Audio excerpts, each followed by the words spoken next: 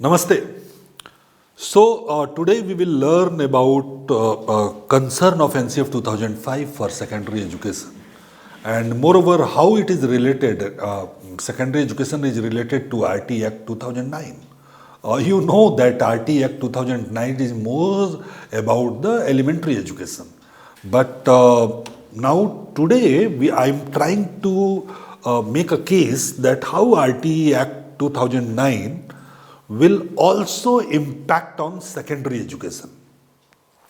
But before going to coming and covering to the Right to Education Act 2009, I will try to focus on NCF 2005 and what is the key concern of NCF 2005, particularly about the secondary education. Now that you know and you are very much aware that what is the guiding principle of NCF 2005. The first and the foremost guiding principle of NCF 2005 is connecting knowledge to life outside the school. What does it mean? It means that whatever our knowledge in the school, the way we are dealing through the textbook, syllabus and curriculum framework, we need to contextualize this knowledge within a given context that is surrounding to the school. So we need one of the key responsibilities that how we are relating our school knowledge to the life outside the school. So the second key principle that is ensuring that the learning shift away from the rote method. So once I will cover this understanding and guiding principle, I will try to explain that how this guiding principle are also impacting on secondary education. So the second principle, as I told you, that ensuring that learning shift away from the rote method. The third one is enriching the curriculum so that it's go beyond the textbook. The fourth one is making examination more flexible and integrated them with the classroom life. The fifth is nurturing an overriding identity informed by caring concern within the democratic polity of the country. Now let's connect with the secondary education with these principles. It is important to know that as you know that our secondary grade start from class 9th. So secondary is class 9th and 10 and senior secondary is class 11 and 12. So secondary grade students are mostly, they are range between the 14 year to 18 year. They are the young, energetic guys. They have a lot of energy to do. However, the present education system is mostly focused on the curriculum and textbook, what we teach in the school in the very crude form. So connecting knowledge to the life outside the school is quite applicable in case of secondary education. I mean, if we wanted to associate science from the outside of the school, what are the opportunity in the urban area? What are the opportunity in the rural area? So if you are relating your science that you are teaching inside the class with the outside life, it is important to create certain example. So this is where, for example, if it is the school is situated in rural area, what kind of the farming are surrounded from the school, what kind of occupation that are people are engaged in just outside of the school. So are we in position to connect our school subject with those subject in case of secondary education? I mean, it is difficult. It's required a lot of research and development. We need to create various kind of manuals. See, it is important to learn that the inside of the school, there are certain way of teaching. We need certain kind of the textual material. For example, if we wanted to teach science through the agriculture farming, then we also need certain kind of the printed material based on those farming. It's not happen in isolation. The way our teacher know the teaching, they are hugely dependent on the textbook and the curricular material. So curricular material should not be the stagnant one. It should not be the fixed one, and then maybe we can wait for 15, 20 years.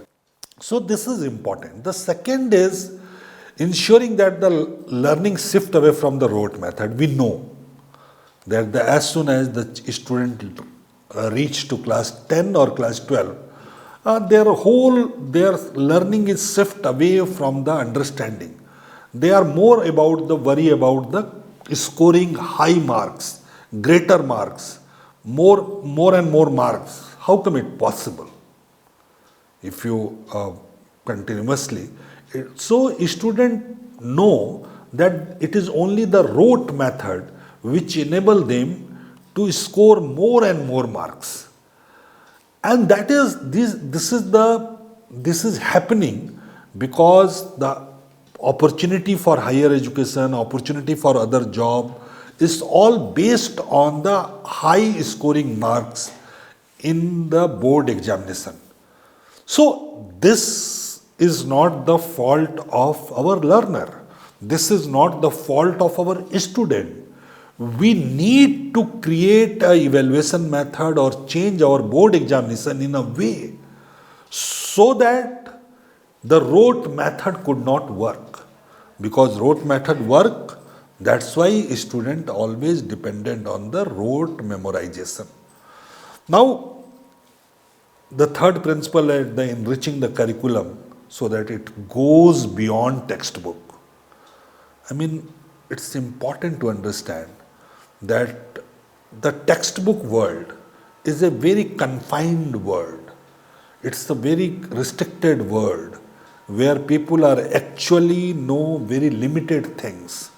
And that is why the textbook is providing a very confined kind of the knowledge. So what could be the way to go beyond that?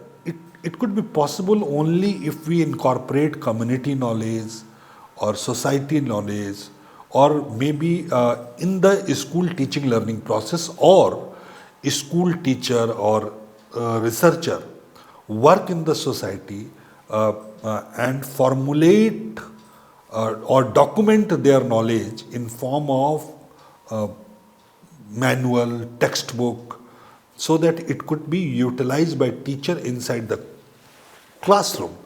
So, however, in practice, it is happening another way around. The way supplementary material come to the school, it is form of the examination book, solved question paper answer. So these kind of things are reaching to the school, which ultimately increase our rote memorization among our children. Now one more thing that I like to highlight, that our examination, the way we are constructing examination, 1 year, this is the board examination. We know that what is the fear of board examination. How many lives we lose just because of this fear of board examination. So making examination more flexible and integrating them with the classroom life, it is important. It is important to integrate them with the classroom life, because classroom is a different kind of experience. The way we are formulating questions for examination, that is totally based on the certain kind of the reproduction that student wrote. However, the classroom process is engaged with the discussion, debate, discovery, exploration, activity, and there are very few scope, very few room in the examination system when we go beyond the standard kind of the class questions. So that is important. That is very much important to think seriously and work on our examination system. We need to find out the alternative of the present examination system, what we usually referred as board examination. So this board examination is actually destroying life of our children. Then the key is that during the secondary stage, children start framing about their identity, they are also start visualizing about their future task. So the present, and particularly in a democratic country, and particularly when we are see the nowadays the way the society operate, in various segment. The society is also we know that the kind of the false information, kind of the shallow information, kind of distorted information that are spreading through the various kind of social media with the various kind of the group. We should be within that scenario, how we protect identity of our children, how we nurture our children to place themselves in a democratic country and democratic politics. So this is what concern is. Now the next part is, I will certainly like to focus on that what are the NCF 2005 shifting from. So I mean NCF 2005 is first time focus on the legacy of Rabindranath Tagore, Mahatma Gandhi. The way NCF 2000 and NCF 2005. So from NCF 2000 to NCF 2005, we found certain difference. For example, that the achievement of a student is the key concern of NCF 2005. So, however, achievement of the student is key concern of NCF 2000, whereas NCF 2005, the ultimate goal of education is to motivate the child to learn, and focus is on understanding. So in 2000, the focus is on relevance, equity and excellence, whereas in 2005, the focus is on child nature of learning, as well as emphasize on learning without burden, child-centered education. Then NCF 2000 has also a great emphasis on attainment, whereas the NCF 2005 focus on remove various kind of the stereotype, including gender and caste. The NCF 2000 is focused on alternative schooling for those children who are unable to cope up with the school timing and not enrolled in the school. However, NCF 2005 focus full-time regular school where the child and the teacher may able to interact and actively involved in construction of knowledge. I mean, of course, the NCF 2000 has more emphasis on discipline-related training and schooling, whereas NCF 2005 emphasis on discipline as well as child local knowledge and her experience. It's important that NCF 2000 is also focused on minimum level of learning, whereas NCF 2005 emphasizes on child all-round development and her learning pace. It recognized that the learning pace of children are not comparable. NCF 2000 emphasized Sanskrit education as it is a special claim on national system of education, and the language is to be treated as the living phenomena which is still relevant to the general life needs of the people of India. Whereas NCF 2005 put emphasis on local knowledge and states. That what NCF 2005, I quote, the child, community and the local environment from the primary context in which the learning take place and in which the acquire is significant. So children should encourage to learn from the community and the knowledge of the individual who are storehouse of the information in the Indian education system. So that is what I focus. Now come to the Right to Education Act. How Right to Education Act impact on secondary education, particularly when we all know the Right to Education Act is broadly related to elementary education.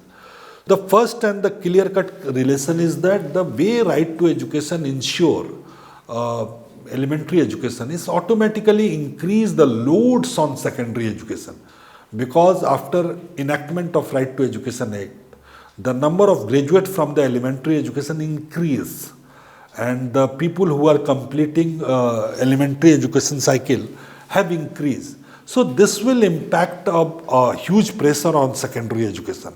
That is one. Then second, it's all the kind of the curricular continuity.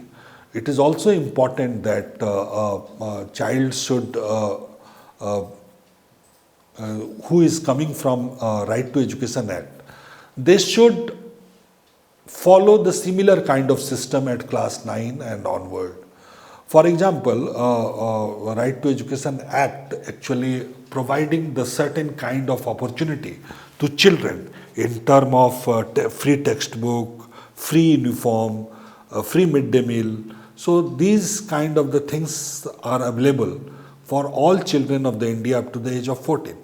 But it's another imperative is that if children are passing from class 8 and they are going to class 9 and they are coming from the very poor family who can't afford the purchasing of book or purchasing of uniform at the secondary level, so it's also indicate our policy maker that it is high time to think about those graduate who have, those first generation graduate who complete their elementary cycle just because of Right to Education Act.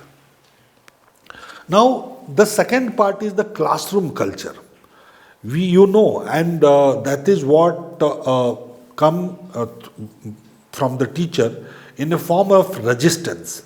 If you talk to any teacher, they usually referred, despite the constitutional amendment, they usually referred that because of Right to Education Act, children coming to class 9, they are not appearing in exam and everybody in the class, teacher are pass them. So children are not able to learn. That is what the very popular claim of teacher. So the children who are coming to class 9, they are not know anything because they are getting passed by the teacher despite they are learning or not learning. Whether this is correct, probably we need to find out certain kind of the research. However, Parliament has amended this provision.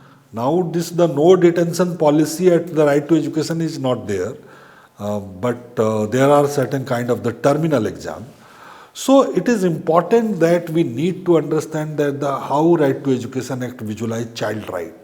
Whether we can adopt similar kind of the approach at the secondary level, probably yes. When we see that the CABE committee has started discussion about that the free and compulsory education, I mean the enhancement of right to education up to the class 12 or class 10 as the case may be. But still we found that the Right to Education Act is creating a different kind of ethos for secondary education. Probably you are also found that the certain kind of the regulatory provision in Right to Education Act, and that are also kind of creating a burden and as well as compulsion on the educational institute. For example, section 14(2) of Right to Education Act provides no child shall be denied admission in the school for lack of age proof. Eventually, if the no child can be denied for the lack of age proof of the class, eventually it's also creating a mandate for the secondary education that if a child coming from completion of elementary cycle from the government school, you can't compel her or him for the age proof. Then the no child or his parents shall be subject to any kind of the screening processes and shall be made to pay any capitation fees. That is the another kind of provision within the RTE Act. Now, I also found that there are certain other provisions in RTE Act are also very useful, which also impacting the ethos of secondary education. Because see, in some place, it's the school have the classes from 1 to 12. In some place, the school have classes from 6 to 12. In some place, school have the classes from 6 to 10.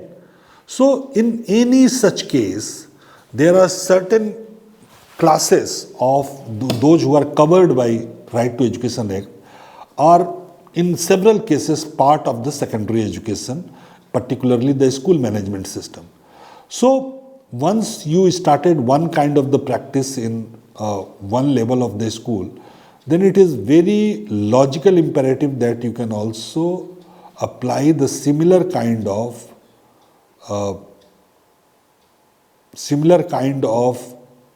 logical imperative with the other classes. For example, if you are following rule of no child shall be subjected to physical punishment or mental harassment, as it is mentioned in section 17 of Right to Education Act, then it's what does it imperative that even if the child crossed the class 8 and they are going to the class 9 or 3, it will impact. So this, of course, this is not the mandatory. We can't go to the court on the basis of this, but they are creating a social ethos. For example, Section 29 indicate that there should be an academic authority, and we know that in case of the all state, the academic authority, which is responsible for laying down the curriculum and evaluation processes, and as the RTE state that this laying down of the curriculum and academic processes shall take into consideration inter alia that the child is free from the fear, trauma, and anxiety, and it helps the express view freely.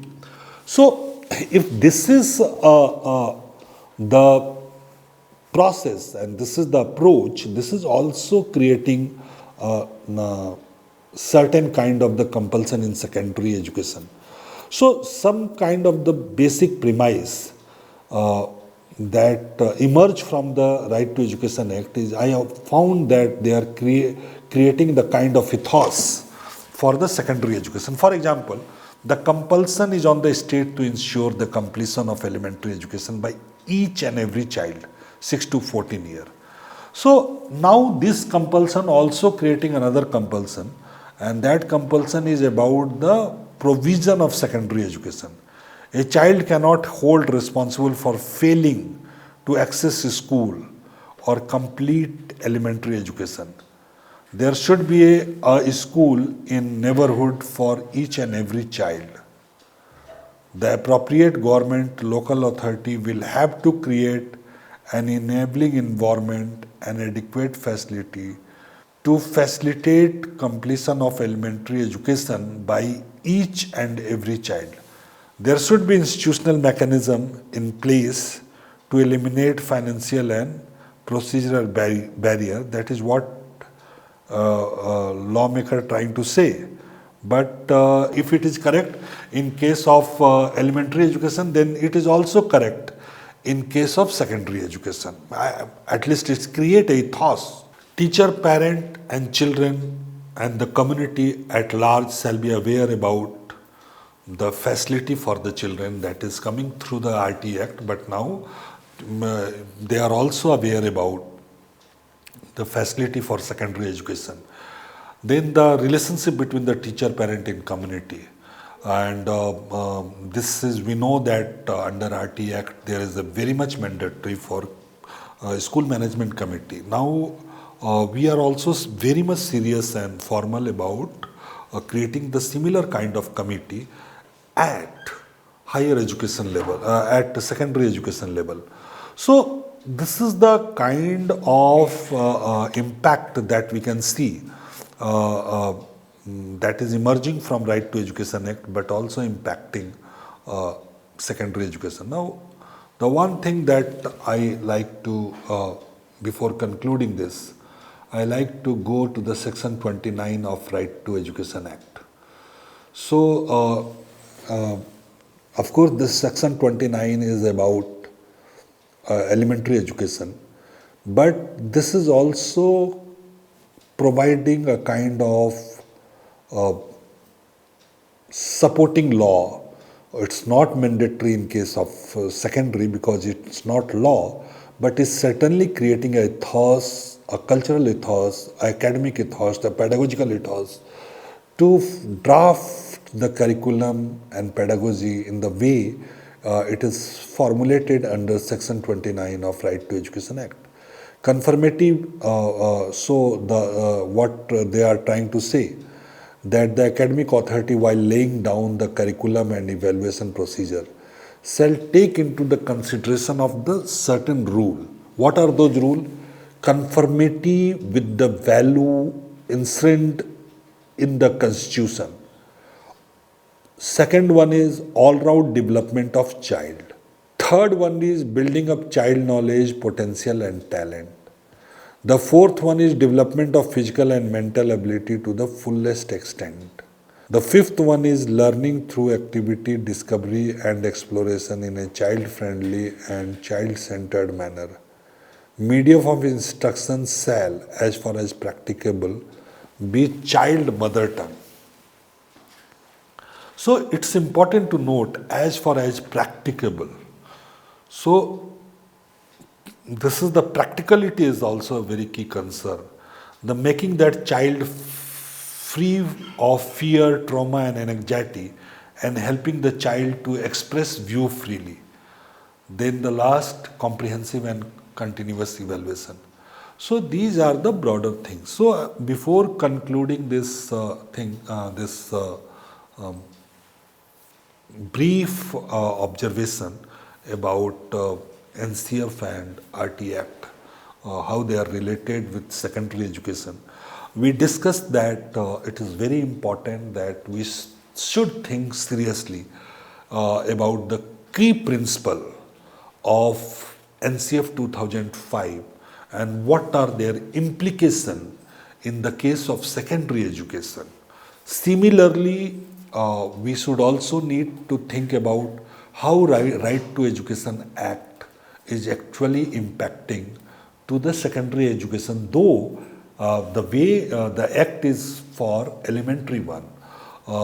We found that elementary education and secondary education are very much closely related. We can't think separately in the different boxes to the elementary and secondary one. But these things allow us to visualize secondary education differently. Now, one question for you. What kind of activity you can add in the secondary education classroom while you are trying to follow recommendation of NCF 2005? I mean, the assessment is for the question for you can write on your note or you can discuss that if you are following NCF 2005 recommendation, can you list down certain kind of the activity which you can imply in the classroom which to complete the mandate of NCF 2005. So I am concluding my brief lecture here. Thank you so much.